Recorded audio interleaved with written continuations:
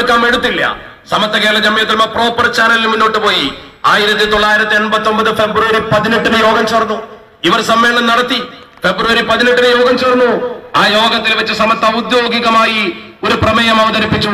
കഴിഞ്ഞ യോഗ തീരുമാനത്തെ ലംഘിച്ചുകൊണ്ട് സമ്മേളനത്തിൽ പങ്കെടുത്തവരാരൊക്കെ? 6 പേർ. ആ 6 പേരെ ജനറൽ ബോഡി മെമ്പർ സ്ഥാനം നിലനിർത്തിക്കൊണ്ട് സംഘടനയുടെ മറ്റു സ്ഥാനങ്ങളിൽ നിന്ന് പുറത്താക്കാൻ തീരുമാനിച്ചു. അവിടെ സമത്വയുടെ സൂക്ഷ്മത നോക്കൂ. ജനറൽ ബോഡി മെമ്പർ സ്ഥാനം നിലനിർത്തി എന്തിന്? തിരിച്ചിങ്ങോട്ട് വരികയാണെങ്കിൽ ഉൾക്കൊള്ളാൻ, ഒരു വിഭാഗീയത ഉണ്ടാക്കാനല്ല അച്ചടക്ക നടപടി. നിങ്ങൾ ഓർത്തു നോക്കണം. 2 സംഘടനയായി ചേരിതിരുന്ന ഘട്ടം വന്നപ്പോൾ നവംബർ 12 വിളിച്ചിട്ട് യോഗം ചേർന്ന് ഒന്നാക്കാൻ ശ്രമിച്ചു. നവംബർ 19 യോഗം വിളിച്ചു, അത് കലക്കി. ഡിസംബർ 1 മുഷാവറ തന്നെ വിളിച്ചു, അത് സ്റ്റേ ചെയ്തു. സ്റ്റേ വെക്കേറ്റ് ചെയ്ത് ജനുവരി മാസം 16 യോഗം വിളിച്ചു, തീരുമാനമെടുത്തു. തീരുമാനത്തിൽ ലംഘിച്ച് പങ്കെടുത്തപ്പോൾ ഫെബ്രുവരി 18 പുറത്താക്കി.